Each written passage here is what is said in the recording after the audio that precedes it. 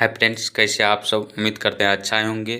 तो आज हम लोग देखने वाले हैं बिहार पुलिस कांस्टेबल का जो री एग्ज़ाम होने वाला है, जिसके लिए प्लेटफॉर्म का वॉल्यूम 3 निकाला गया है। उन्हीं से प्रैक्टिस सेट नंबर आज हम लोग 2 को देखने वाले हैं। इससे पहले प्रैक्टिस सेट नंबर 1 का वीडियो चैनल पे अपलोड कर दिया गया है, उसे नहीं देखें तो ज़रूर देखिए।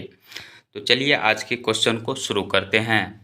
आज का पहला क्वेश्चन है कि प्रेरित धारा की दिशा निम्न किसके द्वारा प्राप्त होती है। प्रेरित धारा की दिशा निम्न में से किसके द्वारा प्राप्त होती है।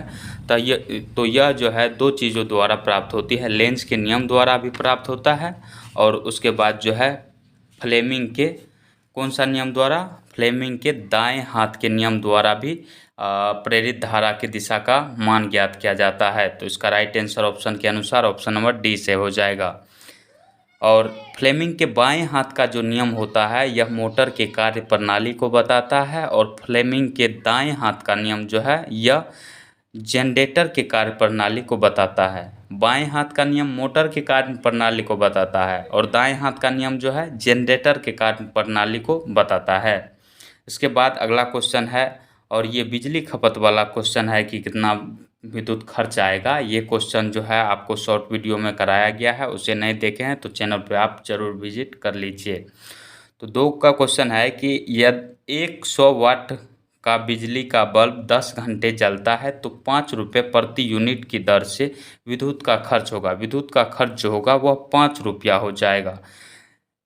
ऑप्शन नंबर ए इसका राइट आंसर हो जाएगा। इसे आप देख सकते हैं चैनल पे शॉर्ट वीडियो में डाला गया है। अगला क्वेश्चन है कि जब प्रकाश की किरण एक माध्यम से दूसरे माध्यम में प्रवेश करती है तो अपवर्तन के दौरान अपने पथ से मुड़ जाती है।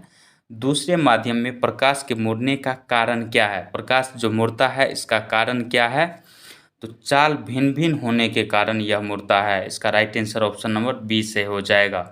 इसके बाद अगला क्वेश्चन है कि एक समान विद्युतीय गति में वेग सदिश एवं त्वरण सदिश इस रूप में किससे संबंधित है। दिया गया है कि एक समान विद्युतीय गति में वेग सदिश एवं त्वरण सदिश इस रूप में किससे संबंधित है। तो इसका राइट आंसर जो है ऑप्शन नंबर बी से हो जाएगा, एक दूसरे पर लंबवत होगा। ऑप्शन नंबर बी इसका राइट आंसर हो जाएगा।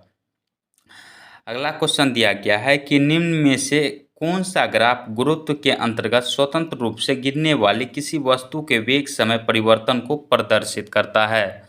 तो इसका राइट आंसर जो है ऑप्शन नंबर ए से हो जाएगा। ग्राफ जो दिया गया है इस प्रकार, इधर टाइम सूचित कर रहा है और ये जो है वेग को सूचित कर रहा है, यानी चाल को प्रदर्शित कर रहा है।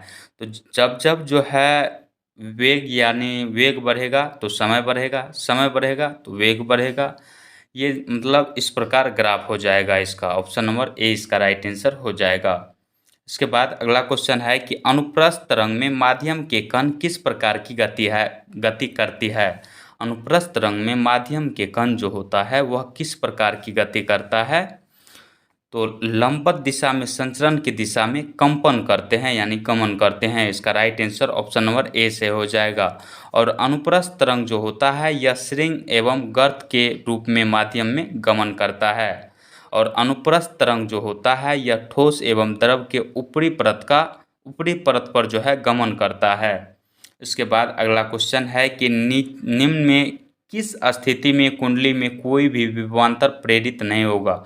कोई भी विभवांतर प्रेरित नहीं होगा यानी नहीं गुजरेगा। तो इसका राइट आंसर कौन हो जाएगा, ऑप्शन नंबर ए से हो जाएगा। किसी क्षण चुंबक इसका right answer option number A सही हो जाएगा और 3 से हो जाएगा। इसमें जो है प्रभावित नहीं होगा, ये सब सही दिया गया है, इसमें प्रभावित हो जाएगा।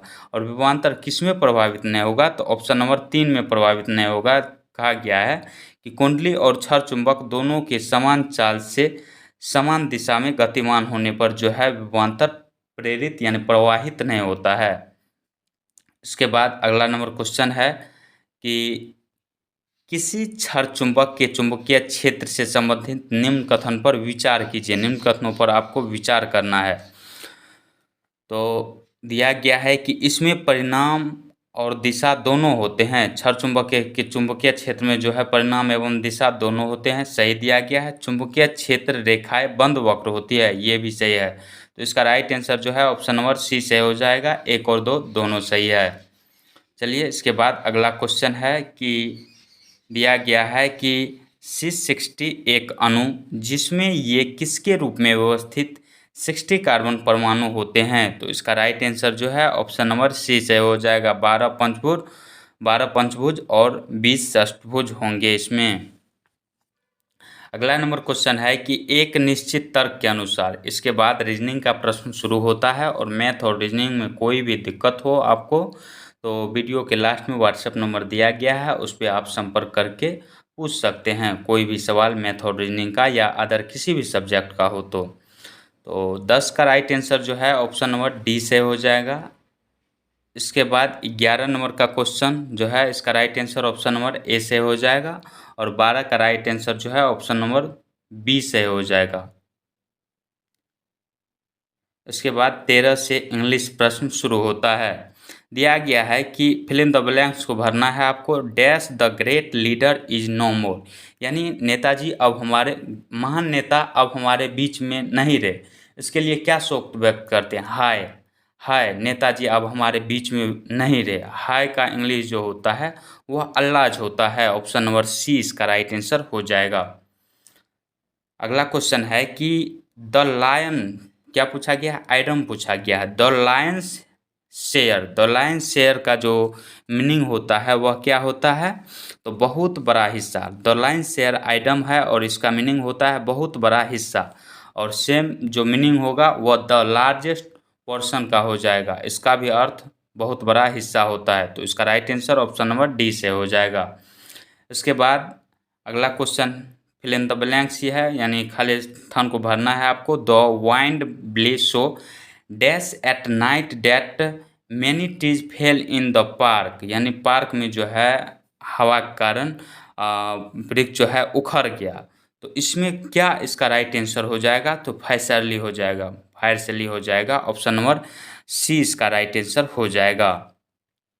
फायरली का अर्थ क्या होता है, प्रचंड होता है। इसके बाद अगला क्वेश्चन है कि सेलेक्ट द रॉन्गली स्पेल्ड, यानी इसमें तो 3 तो सही होगा और एक गलत दिया गया है। गलत कौन सा है इसमें, तो ऑप्शन नंबर बी में गलत है। GAZETE होता है गैजेट का अर्थ, और गैजेट का अर्थ जो होता है वह राजपत्र होता है। क्या होता है, राजपत्र होता है। यही गलत दिया गया था, यहाँ पे डबल जेड लगा दिया गया था, तो यही गलत था। ऑप्शन नंबर बी इसका राइट आंसर हो जाएगा, गलत ही पूछा गया था। नेक्स्ट क्वेश्चन है कि पेसिव वॉइस में आपको चेंज करना है। एक्टिव और पेसिव से आपको प्रत्येक वर्ष जो है बिहार पुलिस में एक क्वेश्चन फिक्स ही रहता है, आप इसे ध्यान देकर पढ़ लीजिएगा। तो दिया गया है he is reading a book, he is reading a book, तो इसका राइट आंसर जो है ऑप्शन नंबर बी से हो जाएगा। A book is reading by me, a book is being read by me, option number B इसका right answer हो जाएगा। इसके बाद नेक्स्ट क्वेश्चन दिया गया है वन वर्ड सब्स्टिट्यूशन, यानी अनेक शब्दों के बदले एक शब्द से समझ सकते हैं आप। दिया गया है story of an individual detain by himself, यानी एक व्यक्ति के द्वारा जो खुद के ऊपर लिखा जाता है उसे ऑटोबायोग्राफी कहा जाता है। ऑप्शन नंबर डी इसका राइट आंसर हो जाएगा। ऑटोबायोग्राफी का हिंदी क्या होता है, आत्मकथा होता है। चलिए इसके बाद अगला क्वेश्चन देखते हैं। दिया गया है कि सिनोनिम यानी समानार्थी शब्द पूछा है। इंटरफेयर यानी हस्तक्षेप करना होता है, और हस्तक्षेप करना इनमें से किसका मीनिंग होता है, ऑब्स्ट्रक्ट का। ऑप्शन नंबर डी इसका राइट आंसर हो जाएगा। नेक्स्ट क्वेश्चन है होलो, होलो का एंटोनियम पूछा गया है यानी विपरीतार्थक शब्द पूछा गया है इसका। होलो का जो अर्थ होता है वह क्या होता है, खोखला होता है। खोखला का जो विपरीतार्थक शब्द होगा वह ठोस हो जाएगा, और ठोस किसका इंग्लिश होता है, ठोस का इंग्लिश क्या होता है, सॉलिड। तो ऑप्शन नंबर ए इसका राइट आंसर हो जाएगा। इसके बाद अगला क्वेश्चन है कि वाक्य में त्रुटिपूर्ण भाग का चयन कीजिए, यदि कोई त्रुटि न हो तो डी का चयन कीजिए। वीर सैनिक कहते हैं कि हम विद्रोही शत्रु का नाश करेंगे। विद्रोही शत्रु, जो शत्रु होगा वह तो विद्रोही होगा ही, तो वीर सैनिक कहते हैं कि हम शत्रु का नाश करेंगे, यानी यहाँ पे विद्रोही गलत दिया गया है। इस प्रकार इसका right answer option number B से हो जाएगा। नेक्स्ट क्वेश्चन है कि दुख ही जीवन की कथा रही, क्या कहूँ आज जो कही नहीं। यह जो है किसकी प्रसिद्ध उक्ति है, यह किसकी प्रसिद्ध उक्ति है, तो निराला जी की। निराला का जो पूरा नाम है उसका पूरा नाम क्या है निराला जी का? तो सूर्यकांत त्रिपाठी निराला है, सूर्यकांत त्रिपाठी निराला है। और इसके द्वारा ही लिखा गया उपन्यास जो है वह निरुपमा है, अलका है, प्रभावती है और कुल्ली भाट है। काले कारनामे भी इसी के द्वारा ही लिखा गया है। इसके बाद अगला क्वेश्चन है कि निम्नलिखित में से कौन सा वायु का पर्यायवाची है? निम्नलिखित में से कौन सा वायु का पर्यायवाची है? तो वायु का पर्यायवाची जो होता है वह अनिल होता है और आग का पर्यायवाची शब्द अनल होता है। अगला क्वेश्चन है कि तैरने की इच्छा के लिए इनमें से उपयुक्त शब्द कौन सा है? तो इसका राइट आंसर जो है ऑप्शन नंबर ए से हो जाएगा, तेतेरसा। पाने की इच्छा रखने वाले को पिपासा कहा जाता है, कुछ जानने की इच्छा रखने वाले को जिज्ञासा कहा जाता है और कुछ काम करने की इच्छा को चिकित्सा कहा जाता है। और बुभुक्षा किसे कहा जाता है? तो खाने की इच्छा रखने वाले को बुभुक्षा कहा जाता है।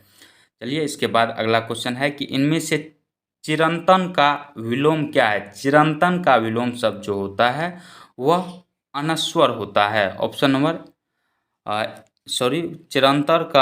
चिरंतन का जो विलोम शब्द होता है वह नस्वर होता है। इसका समानार्थी शब्द अनस्वर होता है।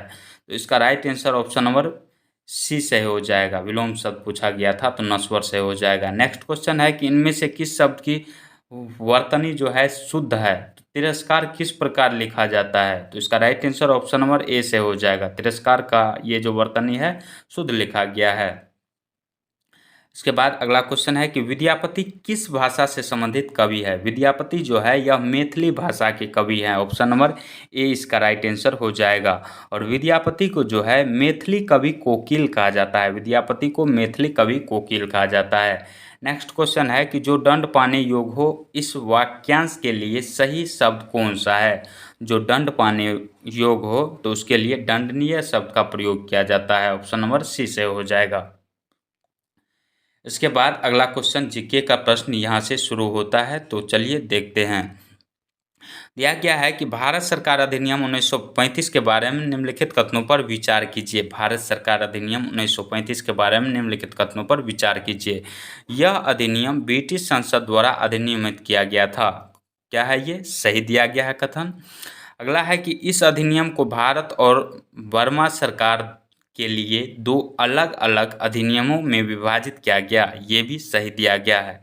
यह अधिनियम 1 अप्रैल 1935 से प्रारंभ किया गया। 35 नहीं बल्कि 1 अप्रैल 1937 से प्रारंभ किया गया। तो ये 3 गलत है, यानी 1 और 2 सही है। तो इसका right answer option number C से हो जाएगा।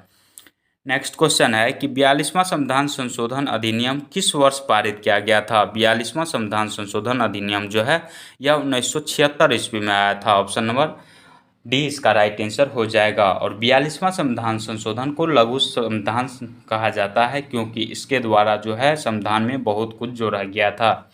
जैसे 3 शब्द जोड़ा गया था प्रस्तावना में, पंथनिरपेक्ष, समाजवादी और अखंडता शब्द को इसी के द्वारा जोड़ा गया। 44वां संविधान संशोधन 1978 ईस्वी में आया था और 1978 ईस्वी में 44वां संविधान संशोधन के द्वारा संपत्ति के अधिकार को मौलिक अधिकार की श्रेणी से हटाकर इसे कानूनी अधिकार में रख दिया गया। और किस में रखा गया? तो अनुच्छेद 300 के ए में रखा गया। अगला क्वेश्चन है कि भारत के वर्तमान राष्ट्रपति का क्रम है। भारत के वर्तमान राष्ट्रपति का क्रम जो है वह 15वां है। कौन सा क्रम है? तो 15वां है। और भारत के जो वर्तमान में उपराष्ट्रपति हैं उसका क्रम 14वां है, 14वां क्रम है। भारत के वर्तमान में राष्ट्रपति जो हैं वह द्रौपदी मुर्मू हैं और भारत के वर्तमान में जो उपराष्ट्रपति हैं वह जगदीप धनखड़ है।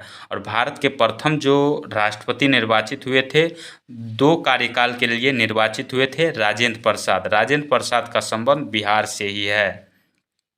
राजेंद्र प्रसाद का जन्म बिहार में ही हुआ था। इसके बाद चलिए अगला क्वेश्चन है कि निम्नलिखित में से कौन संवैधानेतर संस्था है? तो इसका right answer option number C से हो जाएगा, योजना आयोग। योजना आयोग की स्थापना जो हुई थी 15 मार्च 1950 ईस्वी को हुई थी और योजना आयोग के स्थान पर ही 1 जनवरी 2015 ईस्वी को नीति आयोग के रूप में इसे परिवर्तित कर दिया गया, योजना आयोग को ही। इसके बाद अगला क्वेश्चन है कि भारतीय संविधान के अनुच्छेद 44 का उद्देश्य क्या है? भारतीय संविधान के अनुच्छेद 44 का उद्देश्य क्या है? तो अनुच्छेद 44 में समान सिविल संहिता या समान नागरिक संहिता के बारे में बताया गया है। तो इसका राइट आंसर जो है ऑप्शन नंबर 1 सही हो जाएगा। चलिए इसके बाद अगला क्वेश्चन देखते हैं। अगला क्वेश्चन दिया गया है कि भारत में सूक्ष्म वित्त संस्थानों के संवहनीयता से संबंधित आयाम क्या है? संबंधित आयाम क्या है? तो इसका right answer option number B से हो जाएगा, दाता निधि पर निर्भरता। नेक्स्ट क्वेश्चन है कि एसएचजी बैंक लिंकेज आंदोलन के महत्वपूर्ण लक्ष्य का नेतृत्व आरबीआई के समर्थन से डैश ने किया था? तो यह किसने किया था? नाबार्ड ने किया था। ऑप्शन नंबर 20 का राइट आंसर हो जाएगा नाबार्ड। और नाबार्ड की जो स्थापना हुई थी वह कब हुई थी? नाबार्ड की स्थापना जो हुई थी वह 1982 ईस्वी में हुई थी। और नाबार्ड को क्षेत्रीय कृषि ग्रामीण बैंक भी कहा जाता है। अगला क्वेश्चन है कि भारत सरकार द्वारा ग्रामीण युवाओं को स्वरोजगार हेतु प्रशिक्षण योजना किस वर्ष शुरू की गई थी? तो किस वर्ष शुरू की गई थी? 1979 ईस्वी में। ऑप्शन नंबर ए इसका राइट आंसर हो जाएगा। और भारत में जो है सबसे बड़ा ग्रामीण रोजगार कार्यक्रम क्या है? भारत में सबसे बड़ा ग्रामीण रोजगार कार्यक्रम क्या है? तो मनरेगा है। इसके बाद अगला क्वेश्चन है, चलिए अगला क्वेश्चन है कि भारतीय क्रांति की जननी किसे माना जाता है? भारतीय क्रांति की जननी जो है मैडम कामा को कहा जाता है। कहीं कहीं मैडम भिकाजी कामा भी लिखा रहता है, दोनों एक ही बात है। ऑप्शन नंबर डी इसका राइट आंसर हो जाएगा। और उषा मेहता जो थी, उषा मेहता कौन थी? जब भारत छोड़ो आंदोलन चल रहा था तो रेडियो का संचालन उषा मेहता ही कर रही थी। एनी बेसेंट और तिलक के प्रयास से होम रूल लीग की स्थापना किया गया। और कस्तूरबा गांधी जो थे यह महात्मा गांधी की पत्नी थी। महात्मा गांधी की माता का नाम क्या था? तो पुतलीबाई था। अगला क्वेश्चन है कि गुलाम वंश का संस्थापक कौन था? गुलाम वंश का संस्थापक कुतुबुद्दीन ऐबक था। और गुलाम वंश की स्थापना जो हुआ था यह 1206 ईस्वी में कुतुबुद्दीन ऐबक के द्वारा किया गया। ऑप्शन नंबर 20 का राइट आंसर हो जाएगा। रजिया सुल्तान जो है यह दिल्ली सल्तनत की पहली महिला शासिका थी। कौन? रजिया सुल्तान। अगला क्वेश्चन है कि भारत में ग्रैंड ट्रंक रोड किसके शासनकाल में बनाए गए थे? भारत में ग्रैंड ट्रंक रोड जो है यह शेरशाह सूरी ने इसका निर्माण करवाया था। ऑप्शन नंबर सी इसका राइट आंसर हो जाएगा। शेरशाह सूरी के बचपन का नाम क्या था? तो फरीद खां था। और इन्होंने ही यानी फरीद खां ने ही बचपन में शेर को मार दिया था अकेले, इसलिए इसका नाम शेरशाह पड़ा। और शेरशाह का मकबरा कहाँ है? तो सासाराम में स्थित है।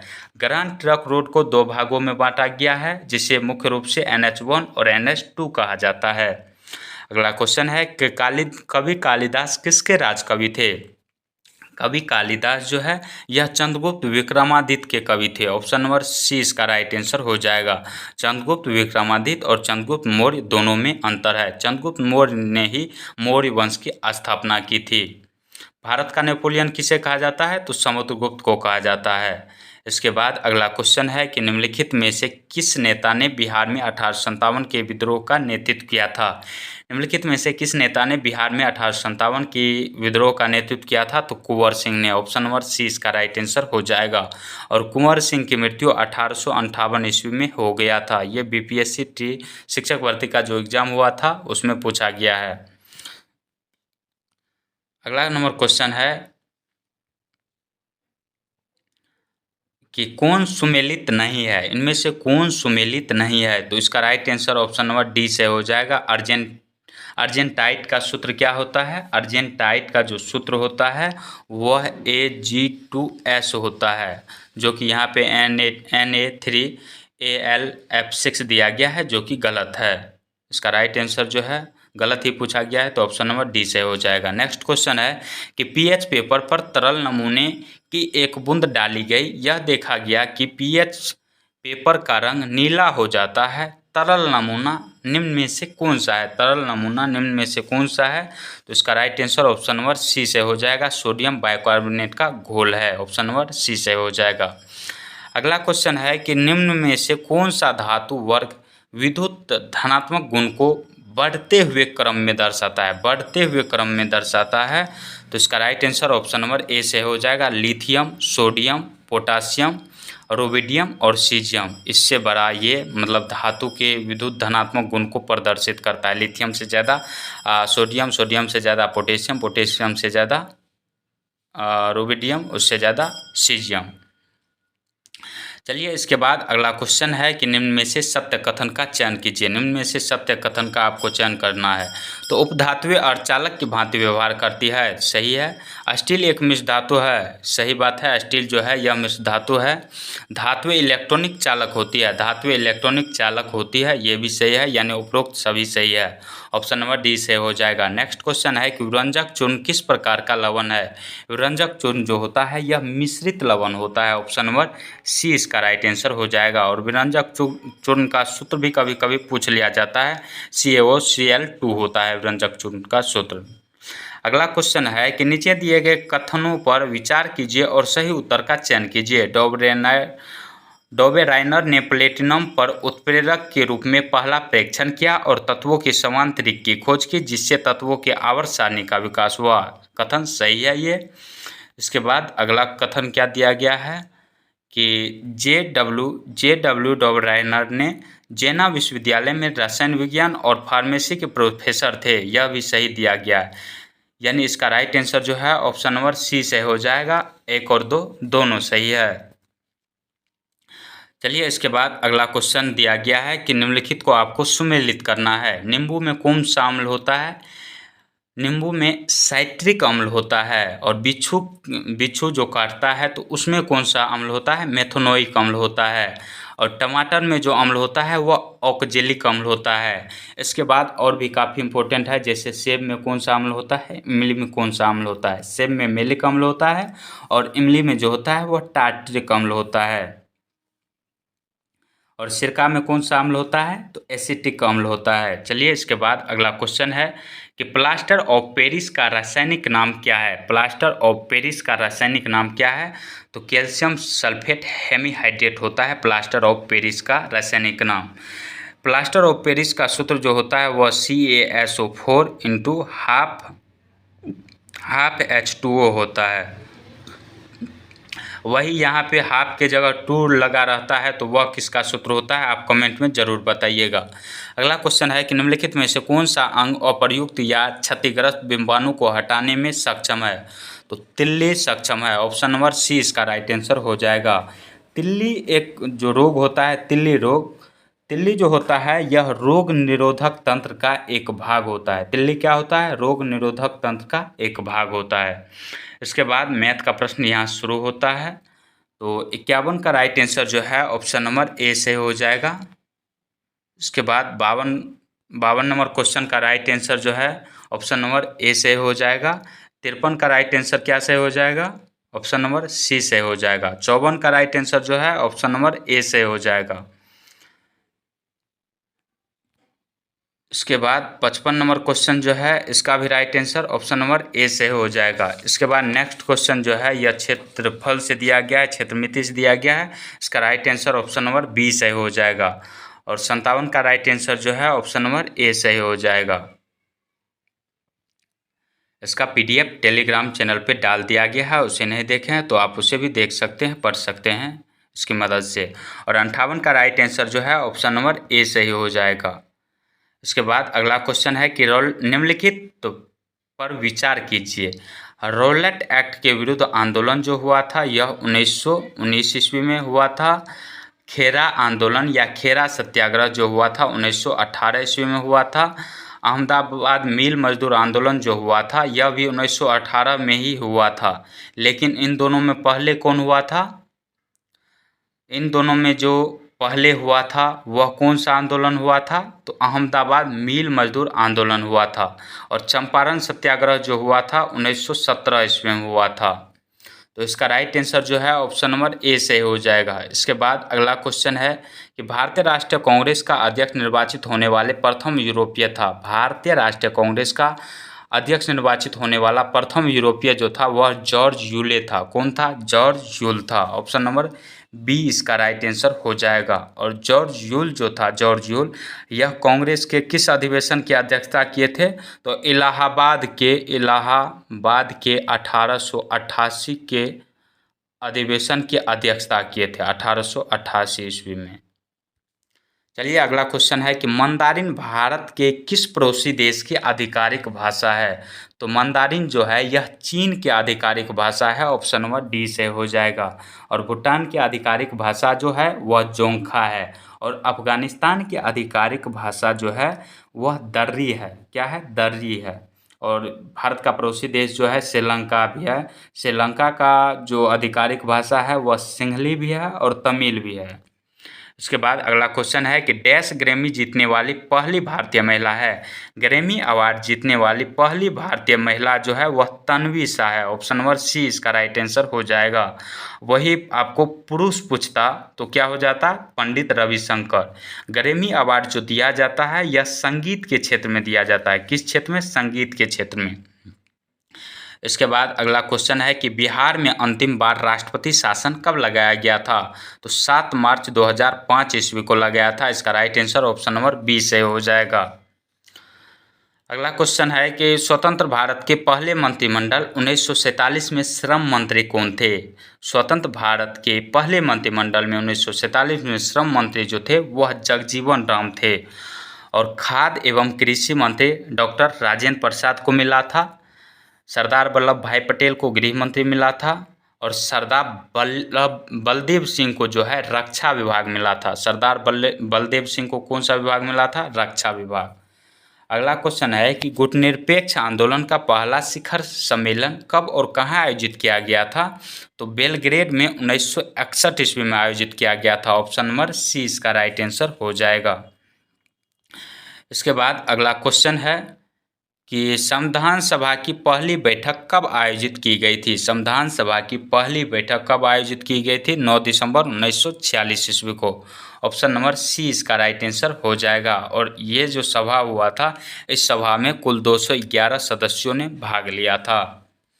इसके बाद अगला क्वेश्चन है कि द्वितीयक क्षेत्र में कौन सी सेवाएं सम्मिलित है। द्वितीयक क्षेत्र के अंतर्गत उद्योग आता है, विनिर्माण आता है। ऑप्शन नंबर सी इसका राइट आंसर हो जाएगा। वहीं तृतीयक क्षेत्र में सेवा आ जाता है, जैसे बैंक आ जाता है, संचार आ जाता है, शिक्षा आता है, होटल आता है, बीमा आता है। और प्राथमिक क्षेत्र जो है, प्राथमिक क्षेत्र के अंतर्गत कृषि आता है। अगला क्वेश्चन है कि राजकोषीय घाटा होता है। राजकोषीय घाटा क्या होता है? प्राथमिक घाटा प्लस ब्याज भुगतान होता है। ऑप्शन नंबर बी इसका राइट आंसर हो जाएगा। अगला क्वेश्चन है कि उत्पादन का अर्थ है। उत्पादन का अर्थ क्या होता है? उत्पादन का अर्थ होता है उपयोगिता का सृजन करना। ऑप्शन नंबर बी से हो जाएगा। नेक्स्ट क्वेश्चन है कि गुल्लक बच्चा बैंक कहाँ है। गुल्लक बच्चा बैंक जो है यह पटना में स्थित है। गुल्लक बच्चा बैंक जो है गरीब बच्चों का एक सामूहिक बैंक होता है। और यह जो है पटना के स्लम बस्ती के 500 से अधिक बच्चों अपनी बचत के 5 से 10 रुपया तक जमा कर सकते हैं। और इस बैंक का जो है संचालन कौन करता है? तो बच्चों द्वारा ही किया जाता है। इसके बाद अगला क्वेश्चन है कि विश्व की सबसे बड़ी मूंगा चट्टान जिसे ग्रेट बैरियर रीफ के नाम से जाना जाता है कि भौगोलिक स्थिति क्या है, यानी यह भूगोल में किस देश में स्थित है। तो यह ऑस्ट्रेलिया में स्थित है। ऑप्शन नंबर ए इसका राइट आंसर हो जाएगा। और ऑस्ट्रेलिया की जो है उत्तर पूर्वी तट के समांतर स्थित है। इसके बाद अगला नंबर क्वेश्चन है कि एक वयस्क इंसान समान रूप से 24 घंटे में लगभग 1 से कितना लीटर मूत्र विसर्जित करता है। 1 से 1.8 लीटर तक मूत्र विसर्जित करता है। ऑप्शन नंबर डी इसका राइट आंसर हो जाएगा। और मानव रक्त का पीएच मान कितना होता है? कमेंट में आप जरूर बताइएगा। अगला क्वेश्चन है कि निम्न में से कौन सा हार्मोन युवावस्था के समय लड़कों में दिखाई देने वाली उपस्थिति में बदलाव लाता है। तो लड़कों में कौन सा हार्मोन दिखाई देता है युवावस्था में? तो इसका right answer option number A से हो जाएगा, टेस्टोस्टेरोन हार्मोन। नेक्स्ट क्वेश्चन है कि व्हिटेकर द्वारा प्रतिपादित 5 किंगडम क्लासिफिकेशन में निम्न में से कौन सा समूह शामिल नहीं है। इनमें जो है कौन सा समूह शामिल नहीं है? तो प्रोटोजोआ समूह शामिल नहीं है। ऑप्शन नंबर बी इसका राइट आंसर हो जाएगा। अगला क्वेश्चन है कि कौन सा ऊतक पौधे को कठोर और दृढ़ बनाता है। कौन सा ऊतक पौधे को दृढ़ और कठोर बनाता है? तो इसका right answer option number C से हो जाएगा, सक्लेरेन काइमा, ऑप्शन नंबर सी इसका राइट आंसर हो जाएगा। जैलम उत्तक जो होता है इसे चालन उत्तक भी कहा जाता है, जैलम उत्तक को। अगला क्वेश्चन है कि फूल के नर प्रजनन भाग को कहा जाता है, फूल के नर प्रजनन भाग को पुंकेसर कहा जाता है। मुख्य रूप से पुष्प के जो हैं 4 भाग होते हैं, बाह्य दलपुंज, दलपुंज, पुमंग और जायांग। इसके बाद अगला क्वेश्चन है